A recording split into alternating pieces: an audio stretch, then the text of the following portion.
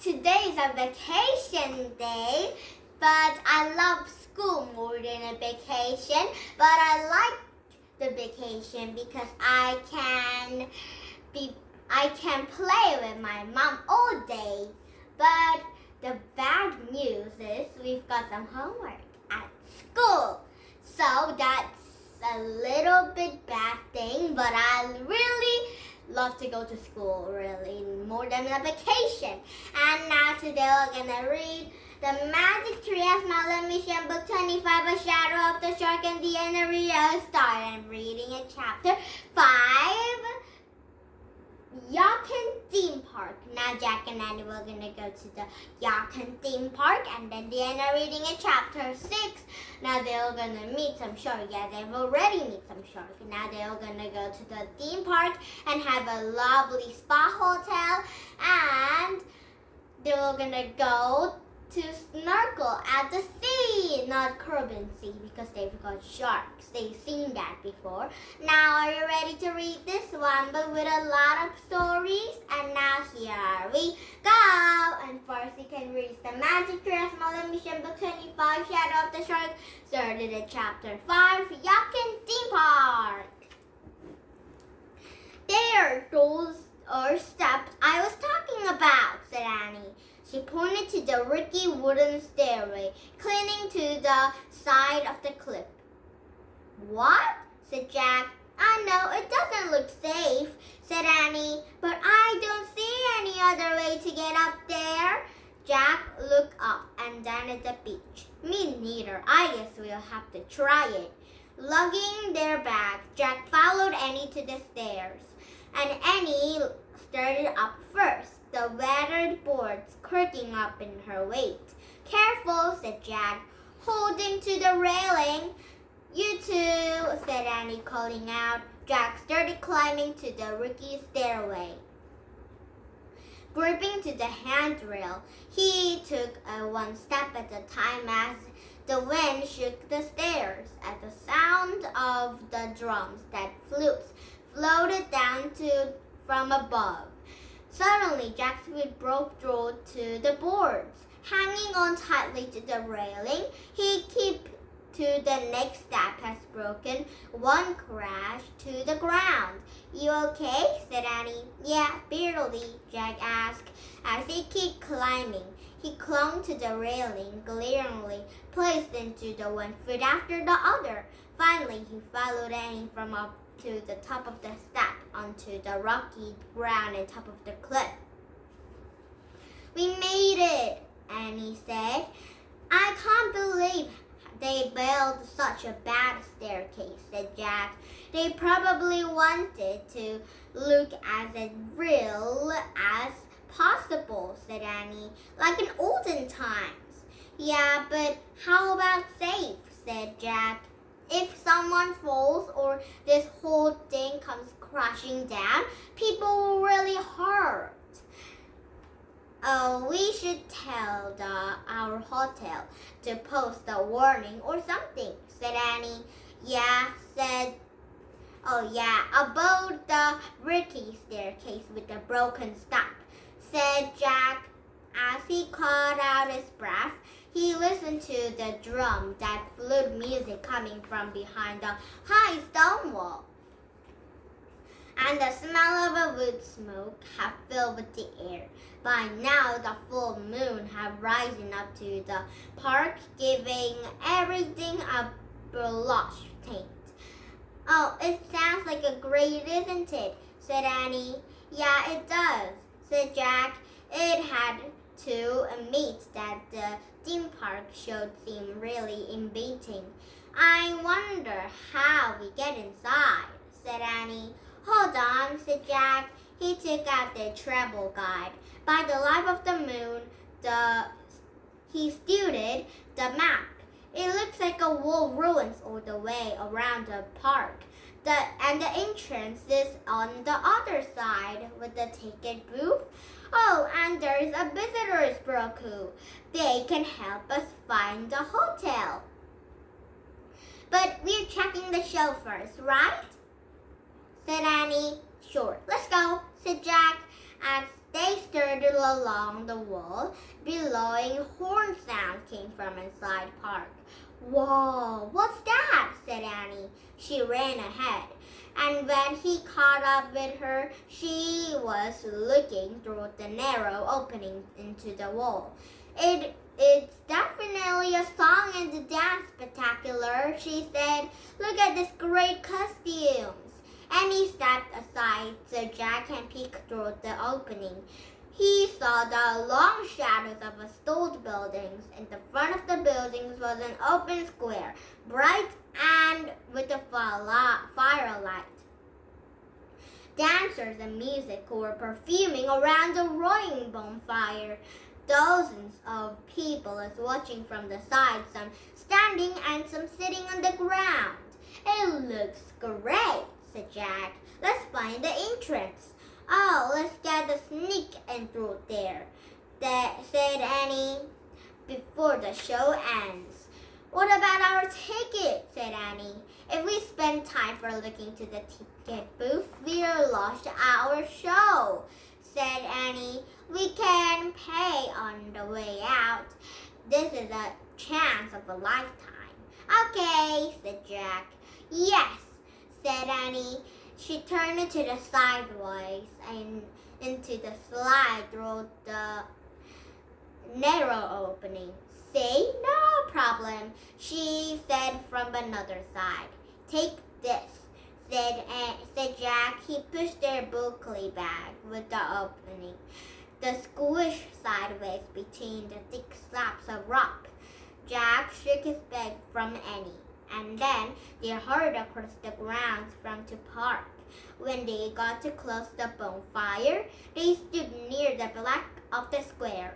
The male dancers had flattered headdresses and the beautiful feather cloaks.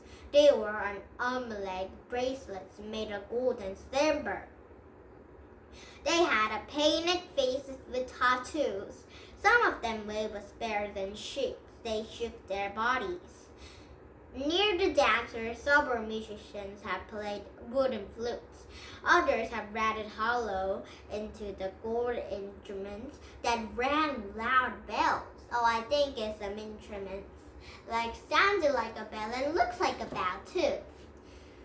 And some clapped sticks together, while still others banged into the huge turtle shell drums and blew onto the giant conch shell that made a deep bellowing sounds. While the dancers danced into the musicians played, actors moved about from the crowd, miming story of more jaguar masks and crocodile masks and bird masks. Oh, they've got a lot of masks with the show. I think they're having a mask show. That some mask is crocodile and that people is a crocodile dancer. And one people is a bird, has a bird mask, then that people will be the bird dancer. So when the crocodile dancer dance, that dancer might be just actually like a crocodile. So be the crocodile, and the bird dancer will be like just act like a bird. So it might be a very silly and funny show. And actors move about into Jaeger and they bowed into the two reeling looking men who sat at the throne-like wooden seats at the platform. The two men wore enormous headdresses with the animal skin caps. Wow, it might be really like some jelly. It's really like just look like a jelly, not look like a jelly. It looks like an animal, but it seemed to be the jelly feeling, yeah. Because it's the animal cap. Because animal skin is really like a jelly, I think. And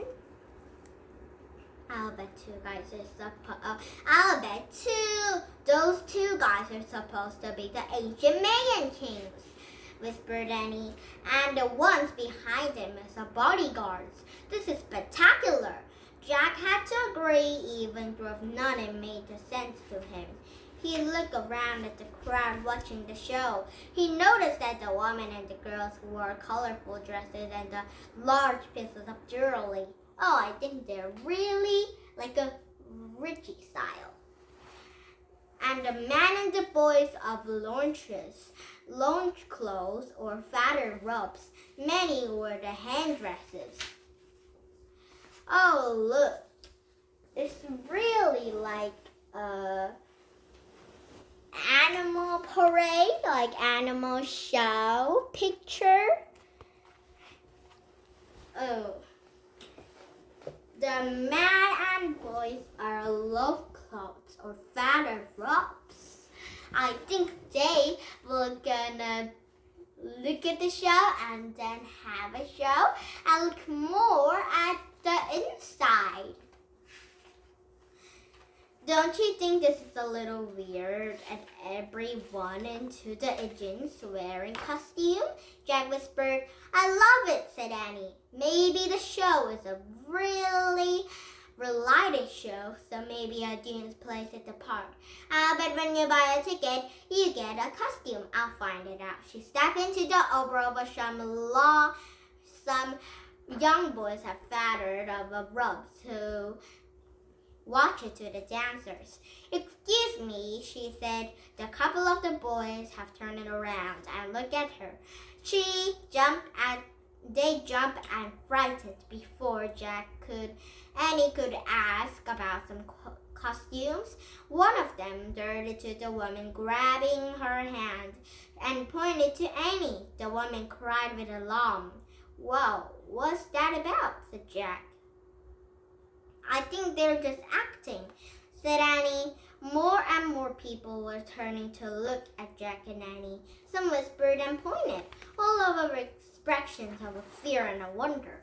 Oh, why are some actors surprising at Jack and Annie? I think the children are not allowed or is not allowed to didn't wear some masks inside. I don't think these people are acting, said Jack. Really? Said Annie. Yeah, this feels really weird. The music stopped. The musicians put down their instruments and stared at the rest of the crowd. Several men with the spears and stared through Jack and Annie. Let's go, said Jack. Wait, said Annie. What part of the show? Don't you want to play a role in it? No, let's go, said Jack. Grabbed Annie's hand and pulled her along, handing them back the way they came. As he turned through the hall, he heard the shouting behind them. When they returned to the narrow opening, Jack looked over his shoulder as the feathered man with the spears were coming right at them. A few curious children are following into the spear carriage. And Jack, frantically tired to push into the bag through the opening ahead of him, but it got stuck. He shoved it as hard as he could, but the bag didn't budge. Do you want to find what's going on? Said Annie. No, I just want to get away from this crazy show, said Jack. I don't want the perfume in it. Too late, said Annie. Jack looked back. The feather rails had nearly reached them. Jack pulled hard on the bag, young as such a falls that fell into the backyard, and the bag landed on top of him. The moment later, the spirit carriers were standing over him. Silver surrounded Annie too. Hi, said Annie. This is a part of the song and dance spectacular, right? None of them men answered. We didn't know where to get tickets, she said. We thought maybe we could pay on the way out. Again, no one answered. Instead, instance of a spectacular spell carriers turned into another and spoke into the frantic whispers. Who are they? Who are they? Where did they come from? The girl about Annie's age stepped forward. Like Annie, she had a long, thick braids and bangs, but her hair was a shiny black. The girl stared at Annie curiously with a big smile. Why did they stop the show? Annie said to the girl. What's going on? The girl kept staring at Annie. Who are you? She said. Before Annie could answer, a woman rushed forward, grabbed the girl and pulled her away. One of the werewolves pointed at the spirit Jack. Come, he said to the house comings. Actually, we'd rather go to the hotel zone, said Jack. The man stared at him. But whenever the closet, said Jack, we're not pickly. The werewolf gently prodded Jack with the tip of a spear. Go, he said. Without another word, Jack and Annie began marching across the grounds. If this is all of a part of the show, Jack thought, these guys are taking it too seriously. Followed by the spirit carriers, Dave, Annie had walked through the blue moonlight until they came to the stone building with the communes. As they handed to the wearer ushered onto the anvil steps forward to the heavy wooden door, moaned for them to enter. Wait for the king, the wearer said. The cold, empty room had only a single window, and the which of led into the shaft of the moonlight. The wearer closed into the heavy door, leaving Jack and Annie alone to the House of Communes. Now it's chapter 6, The Heart of the Wind. Now maybe tomorrow we get a new book and a new stories because we've got a lot of time at the vacation time, so today's afternoon I'm going to read all of them. Now, did you have fun? Please don't leave my YouTube. Yellow's English Country will come back for the new beginning news stories tomorrow. Now, please don't leave my YouTube again. And bye-bye, everybody. Have a nice day. Bye.